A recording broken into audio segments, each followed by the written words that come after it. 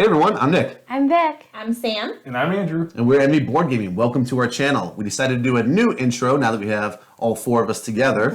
And we're going to talk a little bit about the games we liked growing up, things like games that got us into the hobby, games that we like now, like what makes a good game for us. So you know who you pair with better and when we rate games. Also, we're going to talk a little bit about our rating system. How do we rate games as we review them? So as a kid, I'll start out. For me, I liked games Connect 4 because I was really good at it for some reason. I annihilated my entire elementary class, so I really like that. Monopoly, everyone's favorite back then, it seemed like. Scrabble, Guess Who, which is I hate that game now, but Guess Who is a game I loved as a kid. And eventually, as I got older, I liked chess and spades and poker. How about you, Vic? Yeah, I enjoyed playing any card game I could get my hands on. The classic Monopoly game, Battleship, played a lot of that. Guess Who, and I enjoyed trivia games and video games too. Okay, so for me, I really didn't play too many board games growing up. I can vaguely remember maybe like Monopoly, and I had this really cool like Disney themed board game, but I don't even remember the name now. But that was pretty much it for me. No Mall Madness, nothing.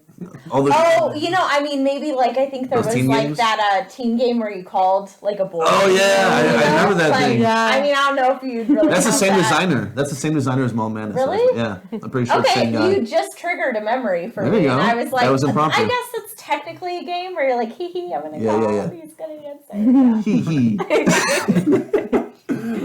For me, I didn't play a ton of games, but I do remember sitting around and watching my family play Monopoly when I was a kid. And I would play checkers with my mom, dominoes with my dad, and always there was the classic Battleship and Guess Who games. Nice. So the games that got us into the hobby. For me, I would say Pandemic, but that was probably the first one I actually purchased on my own as an adult.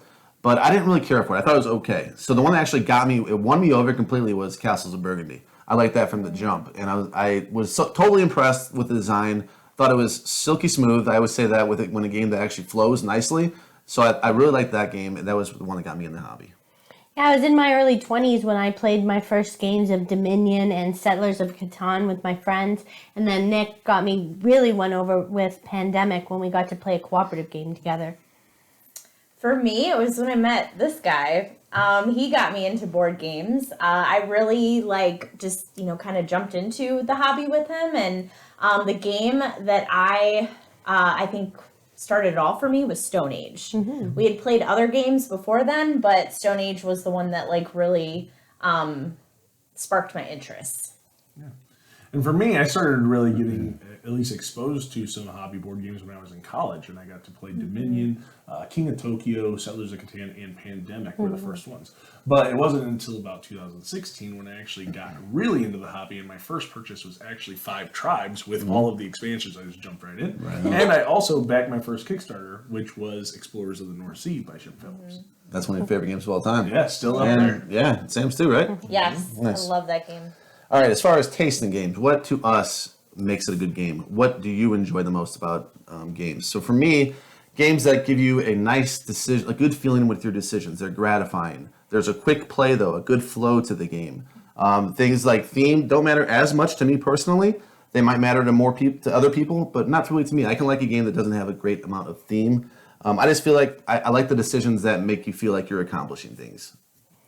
Well, one word, dinos. No. I really like dinos. I enjoy worker placement, tile placement games, city building, economic games, and resource management. Any kind of game, really. Games with lots of interesting decisions, like Nick said. I generally go with the heavier games, but I do see a time and place for those lighter games, and I love a good cooperative game as well.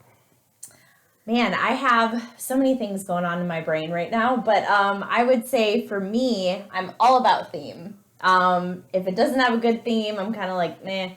But I love tile placement, worker placement, anything with animals. I think we've talked about that before. Any game that has animals in it, I love it. I like cooperative games as well, and kind of just lighter games. I'll play the heavier ones, but I'm more of relaxing type games, but I can also be kind of in the mood for heavier games as well. So that'd be probably for me. And also therapeutic games for my job. So I'm always looking up good games to play with kids. So Nothing too brain burnery. no. Right. For me, I really kind of in that middle of the road. I want a game that is super simple and streamlined, but has a lot of depth to it. But yet again, doesn't take forever to play. So if you can have a tight game that packs a punch in a short amount of time, that's really my sweet spot. Especially if I can set it up and tear it down in a really quick amount of time, you're definitely going to pull me in there. That's my sweet spot for games. All right. And now, how do we rate games? So, for me, I like heavier games. So I feel like in a bell curve, we're going to get a lot of spots on the heavy side. We're going to get a lot of 9s, a lot of high 8s, whereas party games probably won't hit that high for me. But on the other end of that, you're going to get some lower scores from heavy games too, because you have a bell curve, whereas a lot of party games fit in the kind of the middle, feels like. But I will say, if you put no effort in your party game, I will destroy it. I will give it a low score. Like, if it's just little pawns or something, or it's really low production, no real consideration. So there are some exceptions in there, but overall, I scale heavier. So you'll see some higher scores there as a heavier game. But if I don't like it, it's going to get docked quite a bit. So yeah, for me, it's heavier games, higher scores. Yeah, the first thing I think about when I'm coming up with a rating for a game is I try to think of games that are similar to it, games I've had exposure to previously. A lot of the pretty games make it for me. If it has a nice aesthetic, it's going to increase in the score for me. And I am often won over by a nice theme, as Sam mentioned. Any animals or dinos, I'm down for that. I also really enjoy the mechanics of games, so I'll pay attention to how fulfilling is this game? How gratifying does it feel when I play it? And I do like if I feel like I'm solving a puzzle or I'm accomplishing something in the game that I'm playing. And I don't really like conflict very much. So generally I will score games with a lot of conflict lower than I score games where there's less conflict. Yeah, I agree with you on that one for sure. I think for me, I go based on a lot of like, what's my enjoyment level when I'm playing the game? Like, how much fun am I having? Like, do I like the, just the way that the game looks? I go based off of a lot of the visual presence of the game.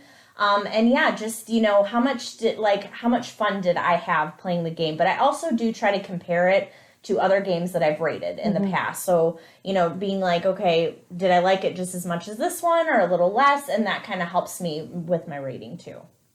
Yeah, and for my rating, I kind of think of it as like a letter grade for school. If I'm rating it a 9 or higher, that's an A. That's a really, really good game. If it's an 8 or higher, it's going to be a B, and so on and so forth. So if you're getting down to the D, 6s, the games are kind of meh. Like you passed, you did what you needed to make it a game, but it's meh.